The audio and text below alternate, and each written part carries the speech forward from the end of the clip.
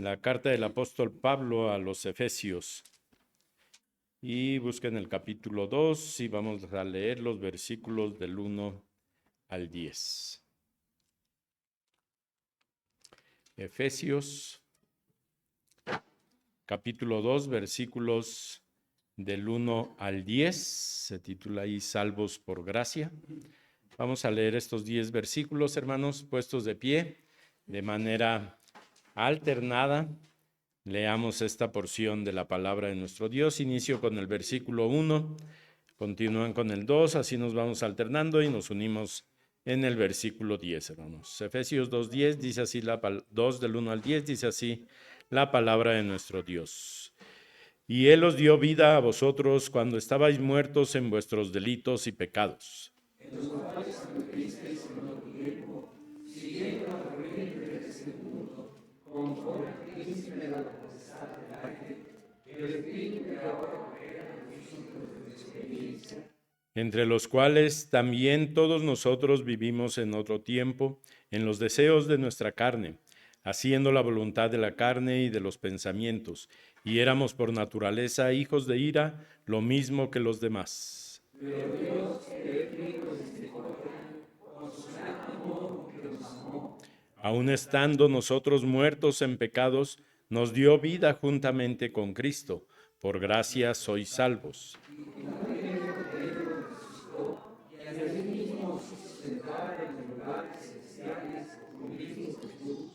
Para mostrar en los siglos venideros las abundantes riquezas de su gracia en su bondad para con nosotros en Cristo Jesús. Porque por gracia sois salvos por medio de la fe, y esto no de vosotros, pues es don de Dios.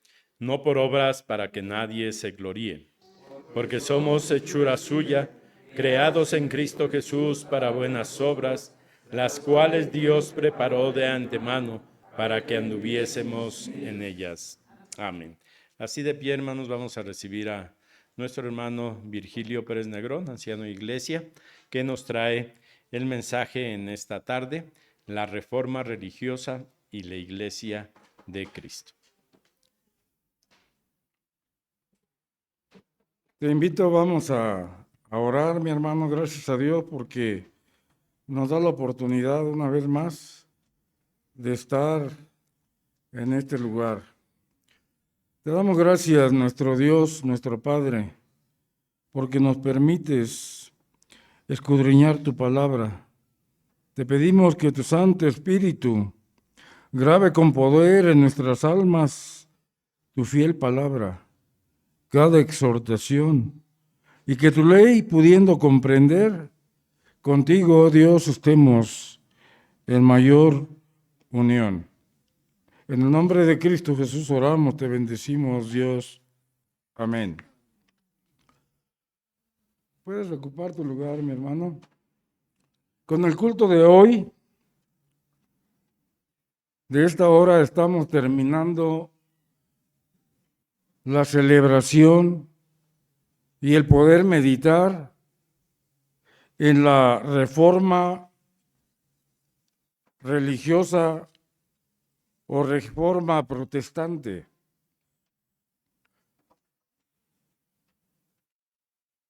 ¿Qué tiene que ver la reforma protestante con la vida, con el futuro, con el porvenir de la Iglesia de Cristo? ¿Te has puesto a pensar en ello?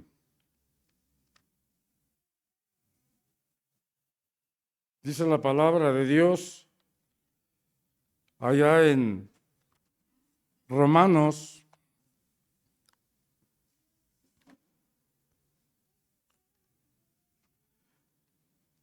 mi pueblo se ha perdido porque desconoce las Escrituras. Perdonen, Oseas. Mi pueblo se ha perdido y se está perdiendo porque desconoce las Escrituras. Hemos venido viendo en todo este mes que el soberano Dios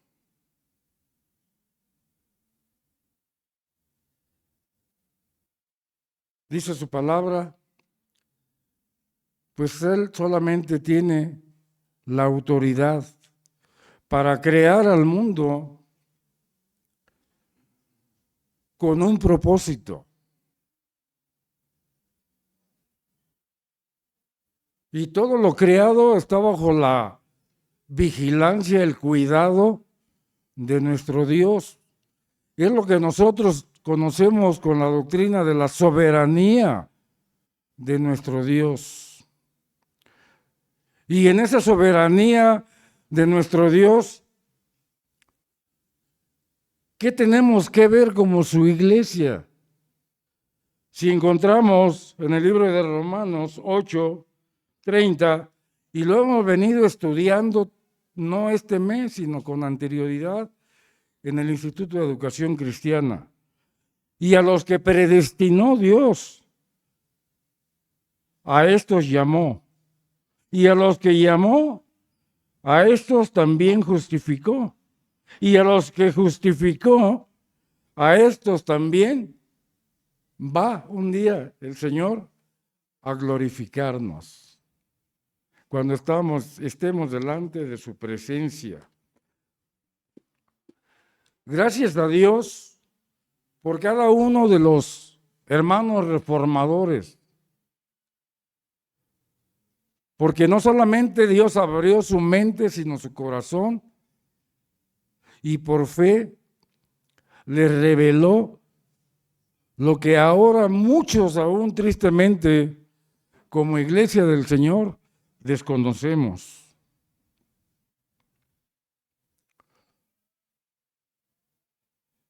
Mirar al pasado e inmediato de nuestra historia reformada nos lleva al reencuentro de nuestra identidad, de nuestras raíces, engendra en nosotros de nuevo y en renovados matices el permanente llamado de nuestro Dios. Como nos dice en Romanos 12:2, a no conformarnos a este siglo, sino a transformarnos por medio de la renovación de nuestro entendimiento para experimentar la voluntad de Dios, buena, agradable y perfecta. Cuando hablamos de la reforma religiosa, inmediatamente nuestra mente nos lleva a pensar en esa edad de oscurantismo, en la Edad Media, en que los que querían acercarse a Dios eran explotados vilmente. Se nos viene a la mente inmediatamente la venta de indulgencias. Se nos viene a la mente el terror que metían en la gente al juicio de nuestro Dios. Se nos viene a nuestra mente el miedo también al purgatorio. De tal manera que el ser humano era llevado más bien por el amor de Dios en sus vidas, a los pies del Señor, que por el miedo eran llevados. Cuando vemos, hermanos, que estos grandes reformadores, primero Martín Lutero, descubre en la palabra de Dios que el justo por la fe vivirá, es cuando empieza a hacer un lado, a contradecir con la palabra de Dios y a demostrar que la iglesia de ese tiempo estaba equivocada. Gracias a Dios por cada uno de sus hermanos.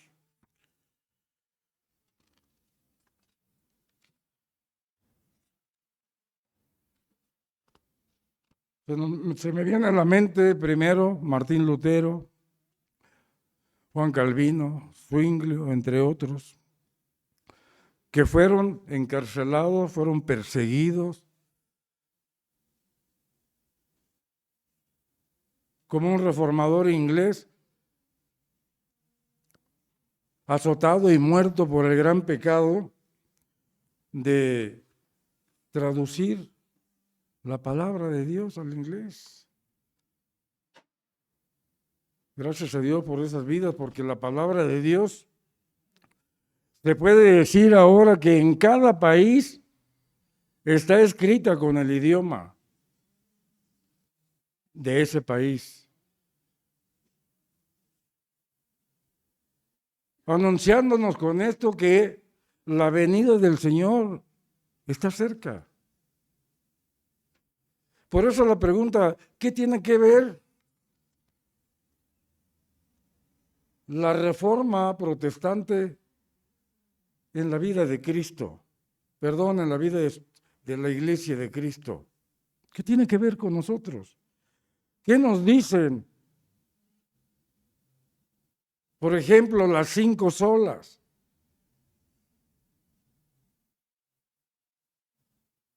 ¿Qué provoca en tu corazón, en tu ser, que sola la gracia de nuestro Dios fue la que fue posible que nos llevara a Él?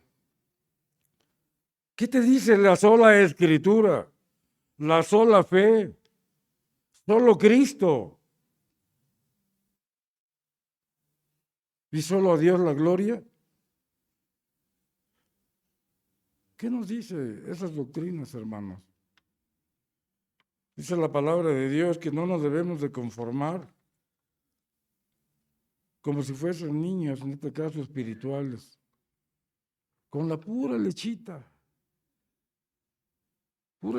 cuando deberíamos de ver en este tiempo tan difícil, estar alimentándonos, sí, con palabras, con alimento más macizo, como es la palabra de Dios.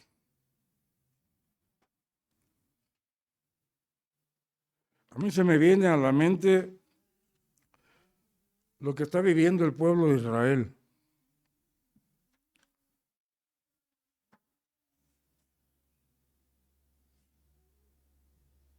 Acostumbrados quizás al igual que nosotros, al escuchar que es el pueblo escogido de Dios, tan valioso como las niñas de sus mismos ojos, y que siempre ha tenido cuidado de él y hasta el fin va a alcanzar la victoria.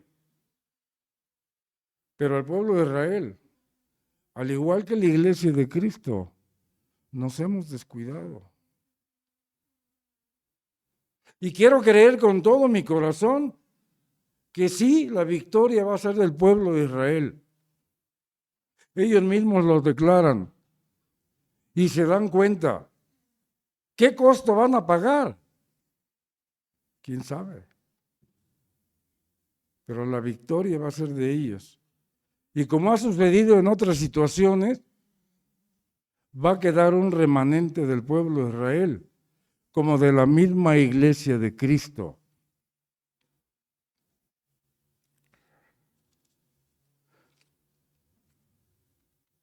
Por eso debemos de entender, hermanos, que por nosotros mismos, Dios nos lo dice en sus doctrinas, en la palabra. Muchas veces no con la palabra o con la frase, sino dándonos a entender la situación en que nos encontramos. ¿Qué nos dice cuando hablamos de la depravación total del hombre? La elección incondicional, la expiación limitada, la gracia irresistible.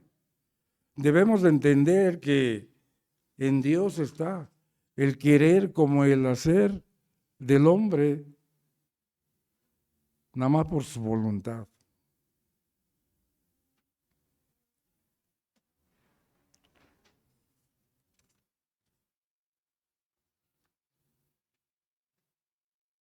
Estaba yo leyendo ¿cómo se llaman? Los boletines que nos han hecho llegar en este mes de la Reforma. Y fue precisamente cuando el 31 de octubre de 1517, cuando Martín Lutero clava sus 95 tesis en la puerta de esa iglesia en Wittenberg, si no me equivoco. Y no pensemos que es una casualidad eso, sino que precisamente ese día es muy importante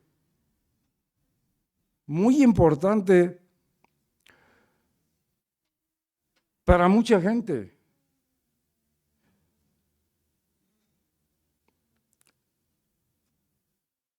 Para el enemigo de nuestra alma y seguidores, que no son pocos. Y que ese día se celebraban rituales y cosas que no convienen a la vida del hombre.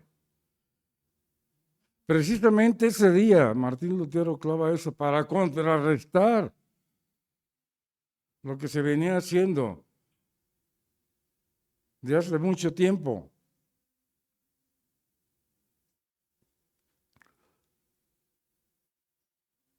Ahora veníamos viendo que mucha gente celebra en estos días por muchas actividades que yo me atrevo a decir que no son buenas, que quizá ya forman parte de la cultura del hombre. Una porque nuestros ancestros la realizaban, como el Día de Muertos, como el Día de Todos los Santos. Fechas que la misma Iglesia Católica ha tratado de introducir de manera tranquila o convincente a la mente del hombre, pero que no vienen de Dios.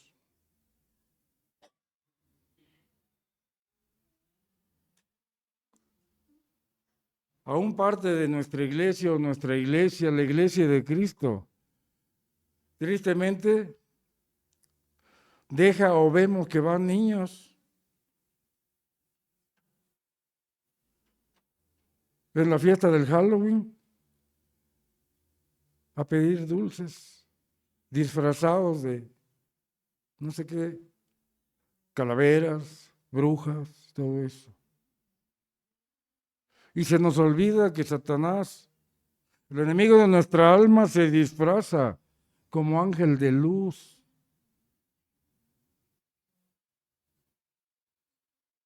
Para engañarnos.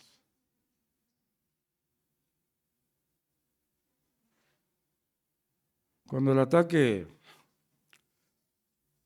a Israel, llegaron los terroristas y los jóvenes, muchísimos jóvenes, que no creen a Dios, que no creen a la palabra de Dios, estaban divirtiéndose. Y al frente como adorno, yo no sé qué, un Buda.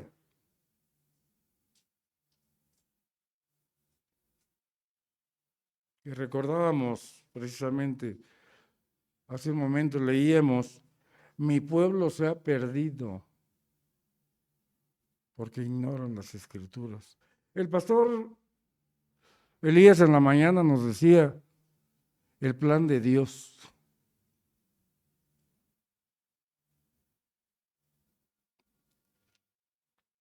Quiera nuestro Dios que la iglesia de Cristo conozcamos realmente el plan de Dios.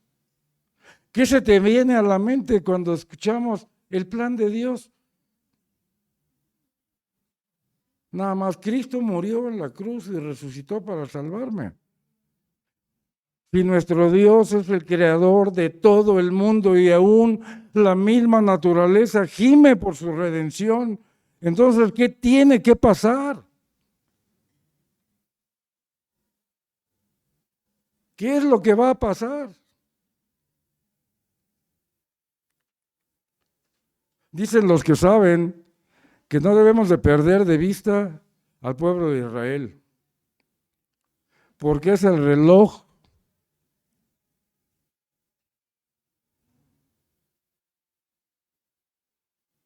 Perdón, hermano, se me fue la palabra.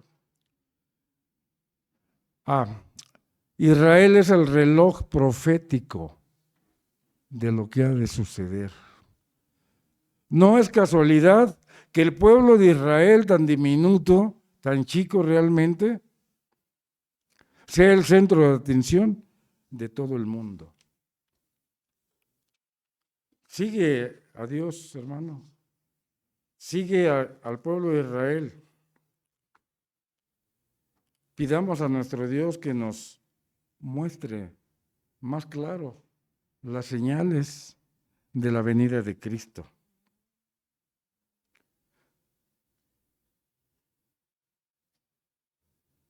¿Qué es lo que tiene que ver entonces la reforma religiosa o protestante con tu vida y mi vida y con la vida de la Iglesia de Cristo? La obra de Dios en el creyente es más de lo que uno se imagina. La vida cristiana depende en lo que Dios hace en uno y no tanto lo que uno logra hacer o procura hacer por nuestra propia cuenta.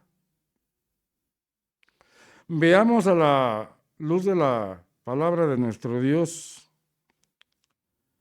que todas las experiencias de la vida cristiana las produce nuestro Dios. Todo. Pero yo rescaté aquí entre todo 7 cosas. Nuestro Dios es el que atrae al hombre. Nuestro Dios es el que atrae a uno a ir a Él. Eso lo dice la palabra de nuestro Dios en Juan 6:44. Ninguno puede venir a mí, dice el Señor, si el Padre que me envió no le trajere. El hombre solamente puede ir a Dios cuando Él lo atrae. Y no hay otro camino dado a los hombres en el que podamos ser salvos y para ir al cielo con el Padre, que es Cristo Jesús. Lo dice su palabra. Y Él os dio vida a vosotros cuando estabais muertos en vuestros delitos y pecados. Yo cuando leía esto dije, ¿a dónde me lleva esto y qué provoca en mí? Pues a la regeneración que Dios hace en la vida del hombre, a lo que nosotros conocemos como el nuevo nacimiento, que es obra del Espíritu Santo, en la cual, en virtud de la cual el alma, nuestra alma que estaba muerta en delitos y pecados, es creada de nuevo en Cristo y para justicia. Se expresa en la palabra de Dios como ser nacido de nuevo, nacer otra vez o nacer de lo alto. Hacerse nueva criatura, ser renovado en entendimiento, tener a Cristo formado en nuestro corazón. Solamente nuestro Dios es el que atrae a uno a Él. Otra evidencia bíblica es Juan 6:65. Por eso os he dicho que ninguno puede venir a mí si no fuere por el Padre, dice el Señor.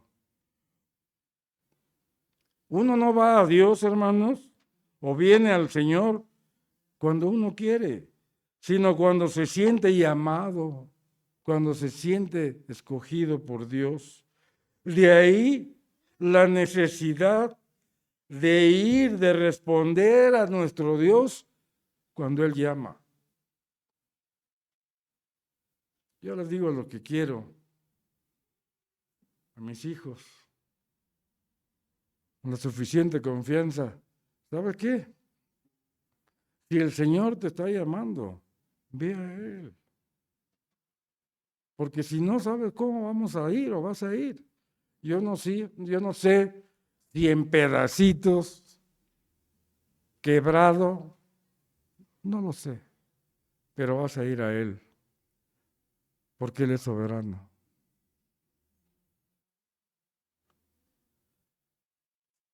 En segundo lugar, el Señor es quien redarguye la conciencia. Dios es el que redarguye la conciencia. Acordémonos que es lo que dice el Espíritu, de lo que se dice del Espíritu Santo, que es la tercera persona de la Trinidad. Y cuando el Espíritu Santo, venga, convencerá, redarguirá al mundo de pecado, de justicia y de juicio. Así es que es el mismo Espíritu Santo el que hace la obra interior de convencimiento. Es el que redarguye. Ese es el que nos pone delante de Dios tal y como somos, hermanos. Y nos hace ver la necesidad que tenemos de nuestro Dios en nuestra vida.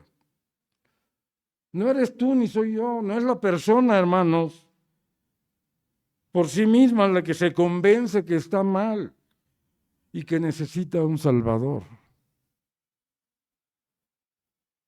Desde antes de la fundación del mundo, Dios, en su soberanía, ya te había escogido. Ya había puesto la mirada en cada uno de los de su iglesia para en su momento ser llamado a Él. Dice, cuando estábamos muertos, un muerto no puede hacer nada por sí mismo.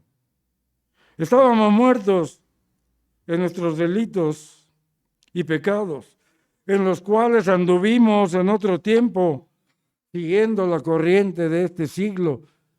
Y a veces nos equivocamos y todavía vamos por lo mismo. En tercer lugar, el Señor, nuestro Dios, es el que abre el corazón para que penetre su palabra.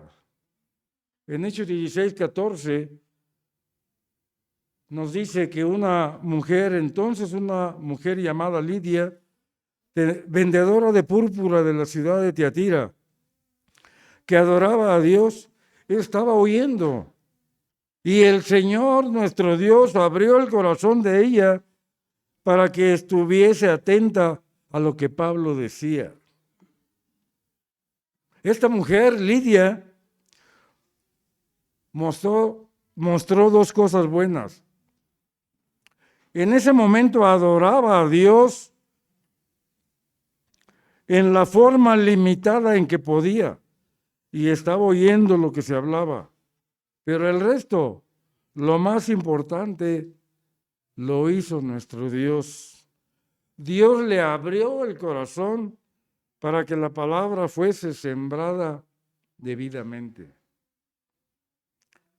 En cuarto lugar, Dios, el Señor, es el que produce en la vida del hombre el arrepentimiento. Veíamos en la mañana en el estudio del Instituto de Formación Cristiana. ¿Cómo hace Dios? ¿Cómo provoca a Dios que el hombre, a través de su Santo Espíritu, se arrepienta?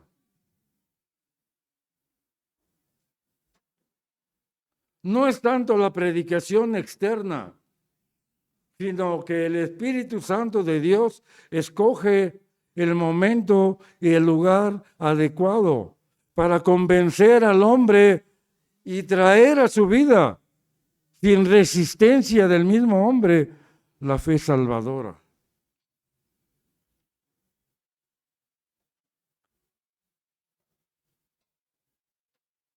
En Hechos 11:18 vemos, dice, entonces, oídas estas cosas, callaron y glorificaron a Dios diciendo, de manera que también a los gentiles ha dado Dios arrepentimiento para vida. Expresaban los apóstoles con asombro. ¿Cómo? Entonces también a los gentiles que no son del pueblo escogido de Dios, Dios ha dado arrepentimiento para vida. Claro que sí. Porque en el plan de nuestro Dios estaba que el mismo pueblo escogido endureciera su corazón en un momento dado. Dice, a los suyos vino y los suyos no le recibieron. ¿Para qué? Para que la gracia de nuestro Dios fuera también alcanzado por los gentiles, por nosotros. Gentiles son todos aquellos pueblos y naciones que no pertenecen a Israel, que no son descendientes en la carne de Abraham. Nosotros somos los gentiles. El arrepentimiento que estaban experimentando los gentiles en ese momento era algo que Dios estaba produciendo, algo que Dios les estaba dando, y no tanto que los mismos gentiles por su propia cuenta estaban logrando.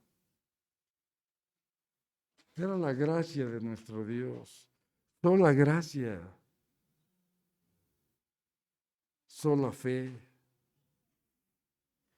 En quinto lugar nos dice, relacionado con la fe, Dios, nuestro Dios es el que da la fe que salva.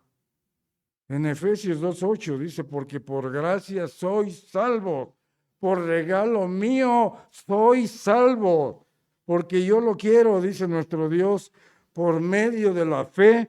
Y esto, la fe no es de vosotros, pues es un regalo, un don de Dios. No por obras para que nadie se gloríe, sino por fe. Las obras vienen como producto de la fe. Las obras vienen en gratitud a esa fe que Dios puso en nuestro corazón. De tal manera que la fe en nuestro Dios se requiere para ser salvo. No es algo que uno produce, sino algo que Dios nos da. Pues es la palabra de Dios, porque el creer viene por el oír. ¿Y el oír qué? La palabra de nuestro Dios. Calvino define la fe como el resultado de una información, de la palabra de Dios que nos informa, que nos da a conocer el gran amor de Dios de sacrificar a su Hijo por lo que tú y yo debíamos de pagar. Porque de tal manera amó Dios al mundo, dice, que dio a su unigénito Hijo, para que todo aquel que en Él cree no se pierda, mas tenga vida y vida eterna.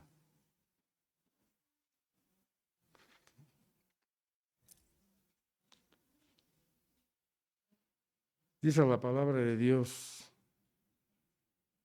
Y te invito, porque yo lo voy a hacer y lo hago. Si alguno está falto de fe, pídeselo a Dios. Cuando yo veo los momentos tan difíciles que nos esperan, que estamos viviendo, y los que saben, dicen que la venida del Señor es inminente y ya pronto. Aunque la palabra de Dios nos dice que solamente Dios sabe el momento que va a pasar esto. Y también nos advierte a través de señales de todo lo que ha de acontecer. Y muchas cosas se han cumplido, muchas profecías se han cumplido y otras se están cumpliendo en este momento.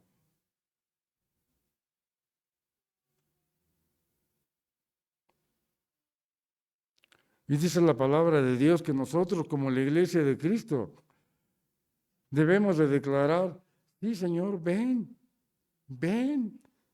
Pero estamos preparados para decirle al Señor, ven.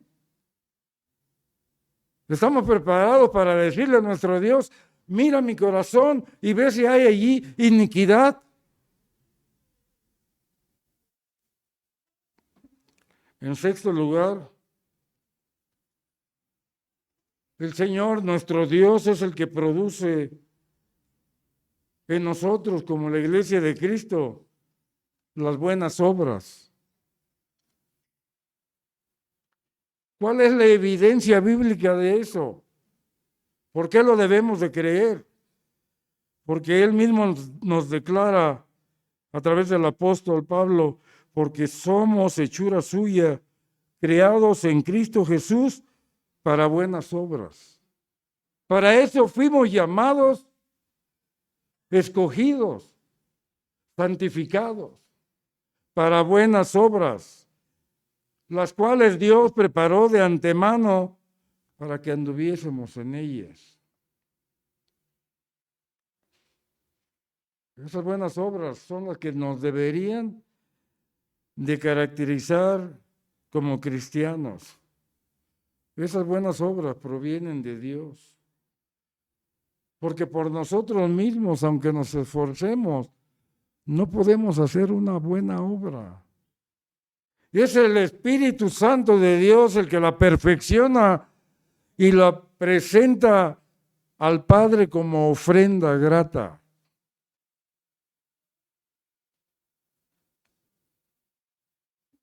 Gracias a Dios por tu vida, porque estás aquí, mi hermano. De verdad. Sino como iglesia de Cristo. Nos va a llegar el fin. Y nos lo advierte el Señor. Nos va a pasar como a las vírgenes indolentes que no se prepararon para recibir al esposo. Y no vamos a entender. Y nos vamos a preguntar el por qué.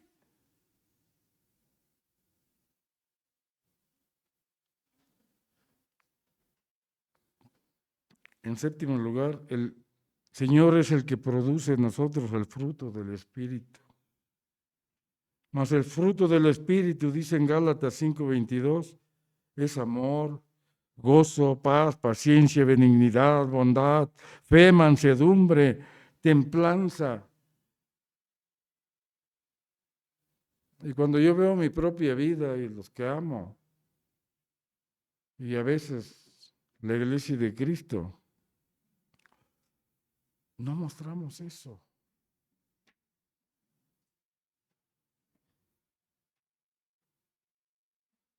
Esas características espirituales deberían ser el verdadero estilo de vida nuestro. Y las produce Dios y no nosotros.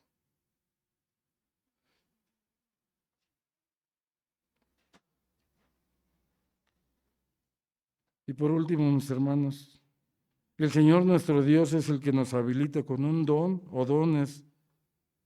¿Para qué? Precisamente para fortalecernos entre nosotros mismos como iglesia y para poder realizar la obra. Porque recordemos que Dios es soberano, tiene cuidado de la creación, tiene cuidado de cada uno de nosotros. Pero sabes una cosa, mi hermano, tú,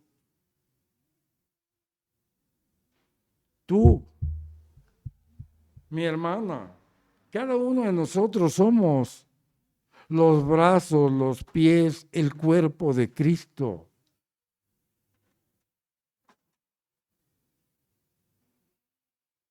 Cuando Cristo venga, va a venir con poder a juzgar a los vivos y a los muertos. Y delante de Él no vamos a poder decir, es que no pude sostener al débil, Señor. Es que no quise, no tuve tiempo. La verdad yo quería, pero nomás no se dejaba mi hermano, mi hermana. En 1 Corintios 12:11 nos dice, pero todas estas cosas las hace uno y el mismo Espíritu, repartiendo a cada uno en particular como Él quiere. Las manifestaciones del Espíritu las hace nuestro Dios, las reparte Él y lo hace como Él quiere. Dice el salmista, oh Dios, ¿quién es el hombre para que tengas de él memoria?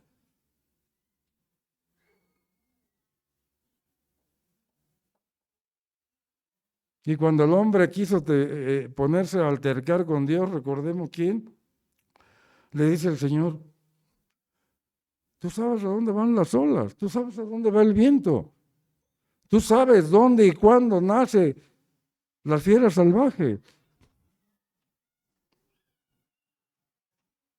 ¿Qué es el hombre para que tengas de él memoria? Y a unos a los que Dios quiso, los puso en su iglesia, la iglesia de Cristo. Termino con lo siguiente, mis hermanos. Vemos que gracias a Dios, a través de la vida de los reformadores, su palabra pudo llegar a nosotros de una manera muy fácil, en nuestro idioma, ya bien arregladita, que nos indique el principio y el fin de la creación. Lo que Dios ha hecho, hace y hará en la vida del hombre. Como hemos podido ver, todas las obras que tienen que ver con nuestra salvación y con nuestra vida como iglesia de Cristo, las produce nuestro Dios en su soberanía. En todo es Dios el de la iniciativa. De esa manera, las obras imperfectas del hombre, de cada uno de nosotros, son eliminadas y no hay base para que nos gloriemos en ella, para que el hombre se gloríe. No, sino que deben de traer seguridad del amor del Padre, del amor del Hijo y del amor del Espíritu Santo por su iglesia, por ti y por mí, hermano. Que nada ni nadie nos separará del amor de Cristo. Pero sí también nos advierte, porque no tenemos lucha contra sangre ni carne. ¿Se acuerdan contra qué tenemos lucha? Y a veces no nos damos cuenta. Tenemos luchas contra qué dice? Potestades. ¿Contra qué más? Principados.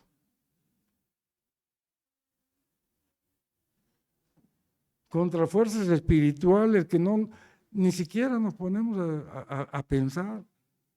Cuando dice potestades, pues quiere decir que tienen poder. Y que están tan bien organizados que hay potestades. ¿Qué quiere decir? Que hay también jerarquías.